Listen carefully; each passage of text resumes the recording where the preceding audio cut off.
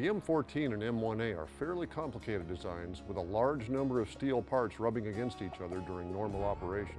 Therefore, proper lubrication is critical to ensure reliable functioning and a long service life. We'll be using two different lubricants today. Lubriplate, which is a grease, and regular gun oil like Brake Free.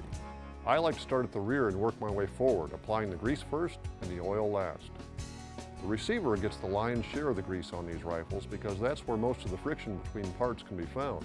We'll start by applying grease with a brush inside the operating rod track on the left side.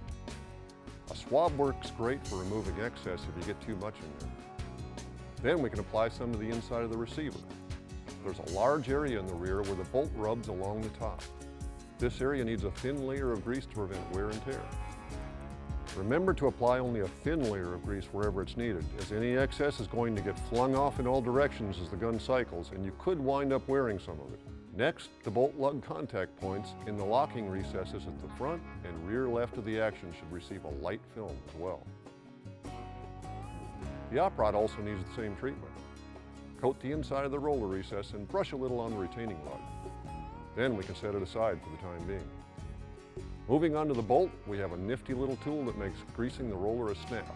It's called, appropriately enough, a bolt roller greaser. To use it, simply fill the cup 3/4 of the way full with grease and then slide it down onto the roller. This forces grease directly into the roller bearing surfaces. Then we can wipe away the excess and go on to lightly grease the lug areas and the top bearing surface.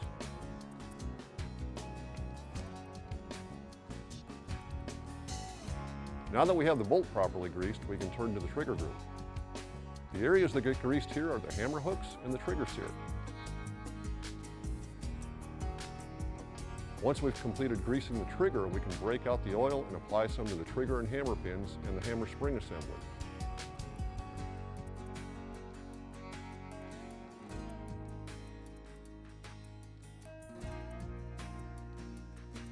Then we'll wipe off the excess and set it aside while we go back to the op rod. We'll need to apply a thin coat of oil to the front tubular section of the op rod and inside its guide on the barrel where the two pieces rub. Now is also the time to add a good coat of oil to the recoil spring and its guide to help reduce friction and make the action feel smoother. At this point, all the major components have been taken care of, although a bit of oil or grease should also be applied anywhere you notice that the original finish has been rubbed off from contact between moving parts. Once you've inspected the rifle closely and are sure that all wear points have been lubricated properly, the gun is ready for final reassembly, and we'll be covering that in our final video.